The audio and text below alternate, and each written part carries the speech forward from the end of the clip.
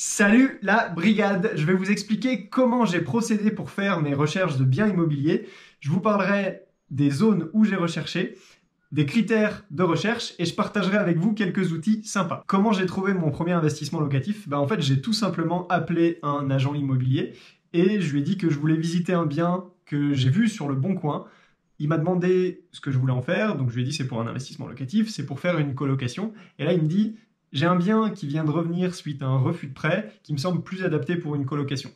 Et au final, ça a été le bien immobilier que j'ai acheté. Donc vous voyez qu'il y a déjà un élément chance en plus de passer à l'action, mais cette chance, elle tombe pas du ciel, d'accord? Elle est provoquée. Donc le fait de s'exposer à ce genre d'opportunité, c'est important. Si j'avais pas appelé, j'aurais pas eu l'opportunité. D'ailleurs, n'hésitez pas à partager avec les agents immobiliers ce que vous recherchez comme type de bien. Il m'est arrivé d'enchaîner 3 visites, l'une à la suite de l'autre, avec le même agent immobilier, pour voir des biens qui n'étaient pas forcément mis en valeur de la façon dont je les cherchais sur les sites d'annonces. En plus de rechercher sur les sites d'annonces, j'utilisais une technique qui est unique à chaque personne et à chaque situation, l'utilisation de mon réseau proche. Au début, j'utilisais mal cette technique, mais au fur et à mesure, j'ai compris son intérêt et j'ai compris qu'elle était vraiment puissante. Vous dites simplement à votre réseau proche en fait que vous souhaitez investir dans l'immobilier. Alors même si vous êtes jeune, que vous débutez, il faut pas être timide, hein, il faut le faire. Donc passez le mot à vos amis, en plus ça peut être l'occasion de les brancher immobilier, vos parents, vos collègues, les amis, voisins, collègues de vos parents, ça c'est un réseau qui est aussi important. Vos grands-parents, pareil, les amis, collègues, voisins de vos grands-parents, les propriétaires des immeubles dans lesquels vous avez des appartements, si vous avez déjà des appartements, et votre notaire, les artisans, bref, toutes les personnes qui sont autour de vous. L'avantage, c'est qu'ils vont vous présenter des biens qui souvent sont fraîchement arrivés sur le marché, ils vont pouvoir vous connecter directement avec le propriétaire, donc pas de frais d'agence. Après, le gros désavantage, c'est que vous devez être patient avec cette technique parce que vous pouvez pas provoquer le fait qu'ils vous disent ah bah tiens j'ai tel ou tel ami ou connaissance qui vend un bien ou qui a perdu sa tante, qui vend un bien, etc.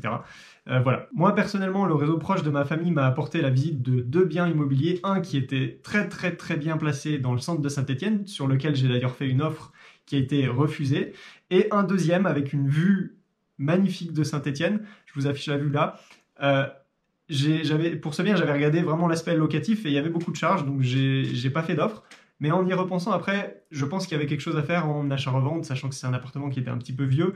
Et je pense que voilà, j'aurais pu m'y mettre en résidence principale quelques mois et ensuite le revendre assez facilement. De tous les biens que j'ai visités, avant d'acquérir le mien, j'en ai visité, au total, j'ai dû en visiter une trentaine. Les biens les plus qualitatifs qu'on m'a présentés, c'était celui que j'ai acheté, bien sûr.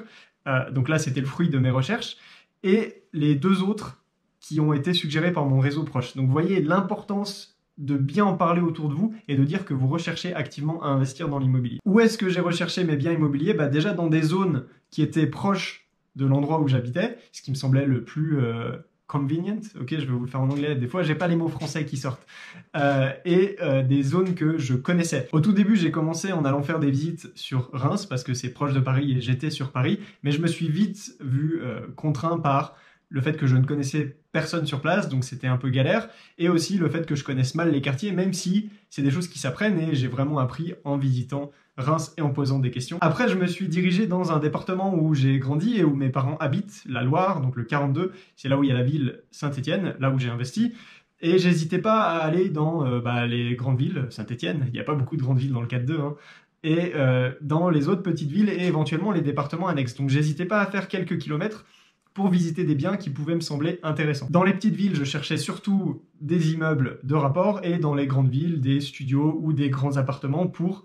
les colocations, si la colocation était adaptée à cette ville-là. Qu'est-ce que je regardais comme critère quand je faisais mes recherches?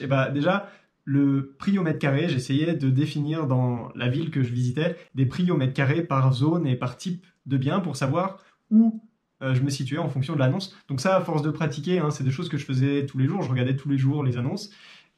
Au début, vous galérez un petit peu pour comprendre les quartiers, etc. Sauf si vous connaissez très bien la ville. Après, vous allez comprendre, ok, quel prix dans quel quartier, etc. Et du coup, vous saurez si vous êtes sur une affaire qui est plus ou moins basse par rapport au prix moyen du quartier. En faisant mes recherches, je faisais aussi une estimation à la louche des travaux. Alors comment j'estimais? Je regardais un peu l'état du bien en photo et en utilisant j'avais fait des recherches sur Google pour savoir les prix de travaux au mètre carré. Et du coup, j'ajoutais une petite marge de sécurité. Vu que je débutais, par exemple, s'il y a des travaux de 20 000 euros, j'estimais à 25 27 000 euros. Juste pour être sûr et puis pour voir un petit peu si je me plante, qu'est-ce qui se passe au niveau investissement derrière. Autre critère que je regardais, c'est de faire un petit calcul de rentabilité rapide. Donc avant d'utiliser le site rendementlocatif.com, j'avais fait un petit Excel. Mais bon, au niveau fiscalité, il n'était pas hyper bien fait et voilà, je connaissais pas assez bien la fiscalité. Après l'utilisation de rendement locatif, bon, ça a été un peu plus simple de faire ces estimations, mais c'est pour voir où le bien se situait par rapport aux autres. Et est-ce que c'était rentable pour moi d'éventuellement faire une visite ou comment je pouvais le transformer, etc. Bon voilà, une petite étape réflexion à la recherche de chaque bien. Et ça, c'est quelque chose qui vient avec la pratique. Vous pouvez pas le deviner et le faire. C'est pas de la théorie en fait. Il faut rechercher. Donc passez à l'action pour rechercher et vous verrez que rien qu'en recherchant, vous apprendrez beaucoup de choses. Le montant aussi des charges qui était super important. Si c'était une grosse copro, s'il y avait un ascenseur, etc. En gros, moi, j'essayais de visiter des biens qui étaient situés dans des petites copropriétés qui n'allait pas me coûter cher après visite parce que les charges après ça plombe vite votre rentabilité et c'est quelque chose d'assez lourd. J'utilisais les alertes à foison. Donc Le Bon Coin et Se Loger, il suffit de créer un compte et vous pouvez mettre des alertes en fonction de vos recherches. Vous pouvez aussi hyper bien vous organiser parce que sur Le Bon Coin, pour ceux qui savent pas, dans la barre de recherche, vous pouvez mettre des mots-clés qui vous permettent de faire des recherches selon plusieurs mots, voire même d'exclure des mots ou de rechercher des termes hyper spécifiques. Par exemple, si vous recherchez un investissement autour d'un campus ou d'une université, vous allez taper campus, hop, vous faites votre recherche, ça vous sort un nombre de biens. Ensuite, vous faites université, ça vous sort un autre nombre de biens. Donc, il y a peut-être des annonces qui seront deux fois parce qu'il y a campus et université dans leur description. Mais vous avez moyen de regrouper les deux. Vous pouvez mettre campus OR, en majuscule, OR, université. Et là, ça va vous sortir les annonces qui ont campus ou université dans leur description. Et vous pouvez aussi exclure des mots, par exemple si vous voulez tout ce qui concerne campus et université mais qui n'est pas dans l'hypercentre, campus hors université, note, hyper. Et là ça vous exclut les biens, voilà. Je vous mets la notice du Bon Coin dans la description, vous pourrez aller voir. C'est un truc intéressant à maîtriser, la recherche du Bon Coin, ça prend un peu de pratique. Mais vous verrez, une fois que vous le maîtrisez, vous avez moyen de bien organiser vos alertes et du coup dès qu'il y a un bien qui sort, paf, vous le recevez par mail et vous savez exactement en fonction de quelle alerte, vous savez exactement quel type de bien vous recevez. Sur Se Loger, on peut faire des recherches avec des critères précis et sur Le Bon Coin, vous avez la barre de recherche. Il y a un peu moins de critères, mais vous avez la barre de recherche qui vous donne cette flexibilité de recherche. Au début, quand j'apprenais, je regardais beaucoup le prix au mètre carré des biens que je trouvais sur Le Bon Coin. Ça me permettait d'avoir un peu une carte mentale de quels sont les prix qui sont pratiqués dans tel ou tel quartier.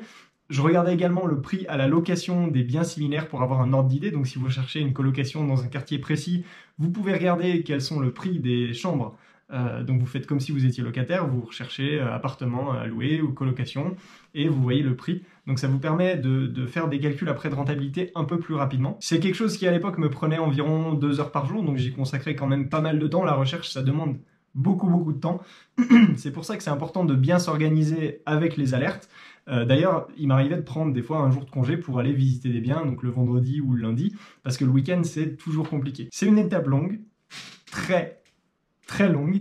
Il faut être patient. Vous pouvez trouver un bien au bout d'un mois, comme ça peut vous prendre 1 an, en fonction de ce que vous recherchez. Et en tout cas, avant même de considérer ma formation comme complète, je faisais déjà des visites. Ça permet de vous mettre dans le bain, et en pratique, c'est toujours différent, donc d'apprendre 10 fois plus vite que juste consulter des annonces où on reste dans la théorie. D'ailleurs, vous pouvez, quand vous faites des visites, vous pouvez poser des questions aux agents immobiliers, revenir chez vous et vous dire « Ah ouais, j'aurais dû regarder ça, j'aurais dû éventuellement demander ça ». Donc vous regardez en ligne, vous cherchez sur Google et vous apprenez comme ça petit à petit. En plus, une visite, ça vous engage à rien, hein. Vous n'êtes pas obligé d'acheter le bien après l'avoir visité. Donc n'hésitez pas à passer à l'action parce que vous allez vraiment beaucoup apprendre de cette de cette mise en pratique de la théorie que vous avez dans votre tête. Par contre, vu que vous débutez, c'est important de mettre des marges de sécurité sur les calculs que vous faites. Par exemple, vous ajoutez un petit peu plus sur les travaux, vous essayez de voir si le bien, vous pourrez quand même l'utiliser si vous ne pouvez pas le réagencer, parce qu'il y a peut-être un mur porteur ou un conduit caché au milieu, enfin voilà. Il peut y avoir plein de problèmes, donc prévoyez quand même des marges de sécurité dans la mesure du possible. Mini résumé de ce qu'on vient de voir, ne sous-estimez pas la puissance de votre réseau de proximité, lancez-vous, visitez et ajoutez une marge de sécurité par rapport à vos calculs. Quelques outils hyper utiles que j'ai utilisés, déjà le site Rendement Locatif, je vous en ai parlé plusieurs fois, pour 9 € par mois, c'est vraiment pas cher payé. Franchement, si vous hésitez et que vous avez un abonnement Spotify ou Netflix, vous savez lequel arrêter et lequel prendre. Et il faut faire les choses sérieusement. Et deuxième outil que j'ai utilisé, c'est Etalab. C'est un site du gouvernement qui liste les prix des biens qui ont été vendus depuis 2014 en fonction du cadastre. Donc vous pouvez savoir dans votre immeuble, dans les immeubles environnants, les maisons environnantes, etc.